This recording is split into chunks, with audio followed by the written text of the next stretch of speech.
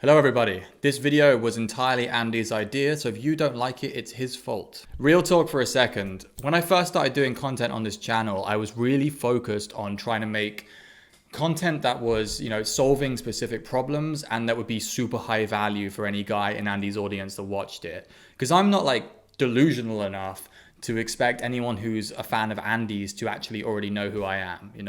I expected a decent chunk of the reaction to be like, who the fuck's this cunt, And that is exactly what we're trying to get over when it comes to the group coaching program. We don't want guys to sign up and then there's a co-coach in there who helps Andy, me, and for no one to know who I am. So putting me on the channel, breaches that gap a little bit. This video though is not a useful guide for anything. It's just 20 fun facts about Cam because that's what Andy requested and I'm going to do what he asked.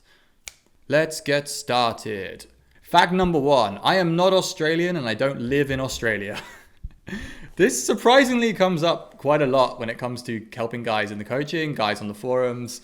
I used to live in Australia. I lived there for 2 years between 2018 and 2020. And I met Andy there. Obviously, I met Andy in Melbourne when he still lived there. And maybe my accent sounds Australian, but I'm from England. I'm from near London. And I currently live in Vancouver. So when guys jump on Zoom call with me and they're like, oh, what time is it in Australia right now? Google it because I don't live there. I decided to group the initial facts into kind of background about me. So number 2 is I am an only child. I have no siblings, which explains probably a lot of my personal behavior. I also, third fact, grew up on a farm in the middle of idyllic countryside. So you have this combination of me being an only child with no siblings and also growing up in the middle of nowhere, really far away from other kids. So I talk about this in my own content a bit. I had a bit of a stunted social upbringing. I was mostly around adults and not my peer group. The interesting thing about where I grew up is it's not far from where Jane Austen lived, and it's not far from where Watership Down, the book about rabbits, was set. The Jane Austen stuff, if you've seen anything that's based on her books, so Sense and Sensibility or Pride and Prejudice, where they shoot that stuff is basically like my backyard. I don't live in a mansion, obviously, or one of those great houses, but the actual countryside, that's exactly the kind of countryside that I grew up in. Fact number 4, I went to boarding school. Very funny amongst my friends who didn't go to boarding school because it was co-ed, so there were girls there, but in their minds, it was an all-boys boarding school and it was just one continuous gay orgy. It's very hilarious every time I mention this to my mates. But yeah, boarding school, it was a very rugby-focused school, so, always focused on sport above everything else. I sort of enjoyed it there, but then when I had the chance to leave at 16, I took that and went to go to a more state-run college that was more I could have a life and go to parties and shit. Number 5, I did a history degree at uni. So in college and university in England, you don't do minors and majors. You just focus on one subject typically. And that was history for me. Specifically, I focused on modern history, and even more specifically, I focused on Italian history. I can't pronounce this properly, but I went from the Risorgimento, which is the unification of Italy. That was a horrible pronunciation. And then all the way up to Mussolini. That was did my dissertation. I did a lot of my essays in my final years on that stuff. Really interesting history. Way more interesting, in my opinion, than German unification, which is what Italian unification is usually compared to. I did a degree that had no real value to employment, but it was a really interesting degree to do. And I don't really have any regrets because I was mostly at college for the social aspect. Number 6, moving into shit that's relevant to the channel. I am pretty vanilla. This is a very BDSM, kink-focused channel, and I buck the fucking trend on that one. Surprisingly, quite a lot of Andy's clients are also like myself, like Ed, who is a big name on the channel from one of his old interviews. He's also not really kinky at all. A lot of guys Andy's coached have found that the values that Andy teaches when it comes to dating and all that doesn't just apply to BDSM and kink. I'd say at most, I'm into using toys and doing a bit of role play and stuff like that. But for the most part, I don't get into any of the more serious dom sub dynamic stuff that Andy does. I'm more into girls that are like submissive girls potentially, but I also like switches. I like girls who are in the middle. I don't really do any stuff in terms of negotiation and BDSM stuff, really, to be honest. It would be, if a girl was into it, I would do it, but it's one of those things where I'm not actively seeking that with my online or cold approach dating. Next one is I tried to become a professional poker player for 6 months back in 2014. I was really, really into poker and I wanted to basically quit everything and try and make it. So I did. And for about 3 months, I was making enough money off online poker to get by.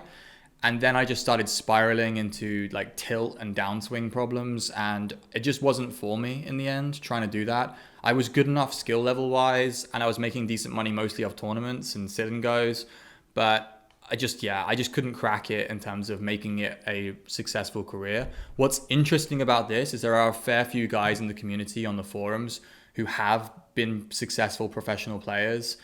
Guys who are based in Europe where there's no tax. There's a guy in Australia who's crushing online at like up to 500 NL. Guys from the old days, it seems, who played like the live circuit and stuff. Yeah, it's weird how those like the self-improvement community seems to attract people who are, you know, used to play poker and be in that community as well. I guess it's like the philosophies that make you a good player would also make you good in like the stuff that we teach and like dating and business, etc. Next one is I've been full-time working in content and video creation for the last 3 years now. So this also goes into the next fact as well, which is my secret YouTube channel. 3 years ago, I set up a YouTube channel with someone else who was the talent. So they're the one on the actual videos talking about the subject matter. And I do the channel management, I do the editing. Back then I did the filming as well, but I no longer do that. So mostly now I primarily just come up with ideas, do the production, do the thumbnails, do the creation of it, all of that stuff. And what I found from this, and I'll show you where we're at the moment, because the channel recently crossed 9,000 subscribers and we do a decent view count. We're doing really, really well for the niche that we're in. What I've learned from this experience is that it's good for you at the beginning to know how to do all the stuff on the channel yourself. So like be the talent, be the editing, everything. Like on my personal channel, Radical Improvements, I am everything on there, obviously, but I'm not focusing on that as hard as the other stuff I'm working on. If you can get to the point where you are able to outsource, I would recommend you do that as soon as possible. It is unbelievably like better to have like certain things on the channel divided. So you have someone doing channel management and editing, for example, and you're the talent who just focuses on the content.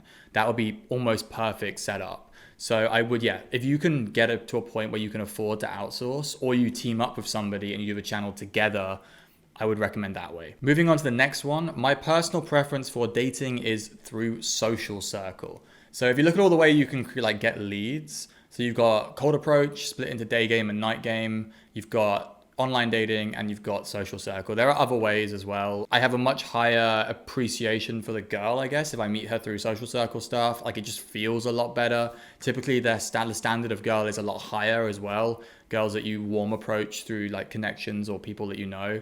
So that's always been my preferred way of getting girls. But for like ease, online dating is the king for me because it's just like less of a time commitment and more something that I can plug away the numbers in the background while I work on other things. If I was ranking them in terms of like preference, it's like social, night game, online, day game. Next fact up, I lost my virginity at 22 years old. I have talked about this in my own content. I was a guy that I refer to as sexually hesitant. So I didn't not lose my virginity necessarily due to lack of opportunities. Looking back, I had several notable opportunities where I could have progressed things with a girl and lost my virginity from the age of about 16 onwards. Probably like 5 different girls that I, for lack of a better phrase, ran away from. The girl I actually lost it to at 22, we met at 19, and I basically, she's one of the fuck ups that we actually shared a bed a couple of times. We were really close. We were like basically like dating each other without doing anything. And then over the next 3 years, we were just chatting to each other via Skype because it was a while ago and no one uses Skype anymore. And then she came back to the country. She was out of the country because she's from Canada and I lived in the UK. And she flew back and stayed with me. And obviously at that point, ended up losing it. But yeah, sexual hesitancy is kind of a weird thing. I think it doesn't maybe affect every guy, but some guys who were sexually hesitant, when they talk about it, we all kind of have similar experiences where we just, something wasn't clicking in our brain when we were younger, which a lot of guys have, where they like go and aggressively seek to lose their virginity, whereas didn't really go through like the fear and like, I guess didn't have the emotional maturity or the just general maturity to start that kind of relationship with a girl. So I lost it late. I'm happy to talk about it in more content. I have done. Yeah, it's not nothing I'm ashamed of really. I was at the time, but I'm not anymore. Next one up, I've been to 20 US states and I'm going to collect them all like a weird Pokemon fan before I die. I've also been to Hawaii, which is one of them. So that's cool. I'm not going to do like Guam and Puerto Rico, maybe. Actually, I would do Puerto Rico, but I'm not going to go and try and collect all the US territories like Guam and the Virgin Islands, etc. I'm going to try and get all the US states, though. A lot of them I've got left are like the why the fuck do you go there states, like Idaho. So I'll get around to it. Someone's going to comment that Idaho is interesting. I don't know why. Next up, I thought I'd do favorite movies, and this was too difficult to pick one, so I picked two. It's my list and I can cheat. They are In Bruges, which is a film about two Irish gangsters who run away from London to escape a bad guy who is a British gangster. It's really fucking good. The dialogue's amazing. It has Ralph Fiennes, who played Voldemort in Harry Potter, but in this he's playing like a rough British gangster who swears a lot. It's just an unbelievably funny film. And the other one is City of God. I like gangster films. This is set in Rio in I think the 70s or the 80s, not 100% sure. Basically all the actors are like kids from Rio, or like not like famous actors at all. It's just an incredible film, one of the best films ever made in my opinion. I recommend everyone go and see it. Andy wants me to talk about my nerdy shit. So the next two are, I'm into Warhammer 40k. I have been for a long time. When I was 11 at school, I was the head of the model club. Not referring to cool modeling, but literally like little figurines that you can buy for insane amounts of money. Back then, it was pretty much all 40k still, a bit of fantasy. I had a fantasy army made up of dwarves, and I had a 40k army made up of Tyranids. If I was collecting now, I would probably be more into like Space Marines and stuff. But mainly what I'm into now is the lore. So my biggest YouTube channel in terms of like, YouTube ranks your subscriptions, I think, based on how much you watch them. And my number one is Luton09, who is a 40k lore channel. And I basically use his lore videos to get to sleep because they're all like about an hour and a half long, and you can kind of just drift off like almost like ASMR listening to them. So that's my big nerdy shit. The other one I have, The Next Fact, I'm also a big manga reader. My favorite manga is Kingdom, which is about the unification of China. Obviously, I like the big shonen stuff as well. Like I'm into One Piece. I'm into Hunter x Hunter as well. I don't read anything super obscure these days. I mostly just keep up with the big ones. So yeah, I still read that shit. The music that I'm into, I love minimal house music is my all-time favorite genre of music. And to give you a rough idea, if you've ever been in a hotel lobby and they're playing like chill, funky sounding house music, that's my shit. That is my shit right there. My favorite acts would be DJ Ocko, Chris Stussy, Rossi. Those are like the relatively big names that make that kind of music. Then I also like, you know, big house DJs as well, like techno DJs like Tale of Us, Bicep, Richie Horton, Hot Since 82, Peggy Goo, Patrick Topping, those kind of guys and girls. I also like liquid drum and bass as well, like High Contrast. I like Wilkinson, obviously, but he's massive.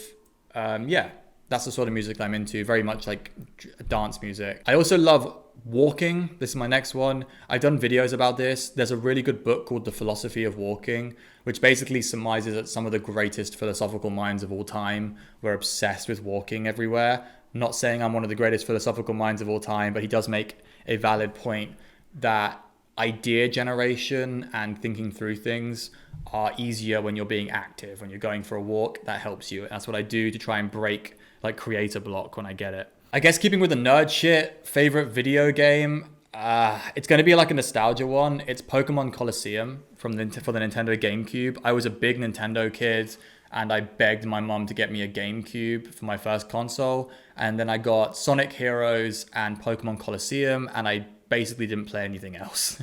Those are my two big games. And then at some point I got into FIFA, and then after that I don't think I really played any other games, and then I stopped playing video games when I was like 18.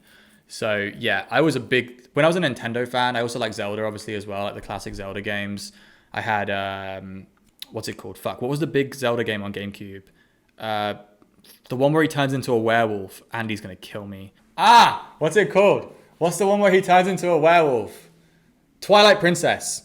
There we go. Twilight Princess. That was another classic game on the GameCube too. I think that was also on the Wii, but they released it just before. So like they put it on the GameCube and they also put it on the Nintendo Wii as well. I did get a Wii too, but it got stolen at university. The other big interest that dominates my life is football or soccer for my American cousins. And I'm a big Chelsea fan. Don't fucking at me about last year. It was terrible. We finished 12th, one of the most embarrassing seasons I've ever followed. But we like to bounce back, so I'm expecting good things coming up this year.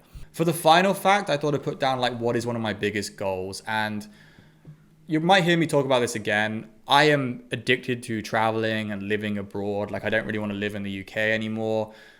My big goal is to have 3 homes in 3 different countries and then rotate them like every 4 months, just rotate between those homes throughout the year.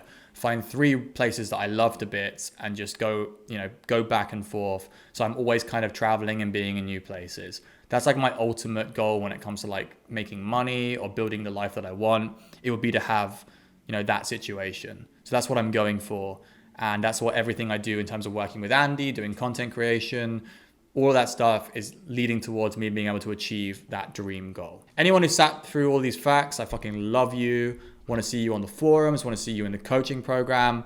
On that point, if you're interested in being coached by myself or Andy, look up any of the videos I've done before, talking about all the shit that I can help with, all the videos that Andy's done before, all the shit that he can help you with.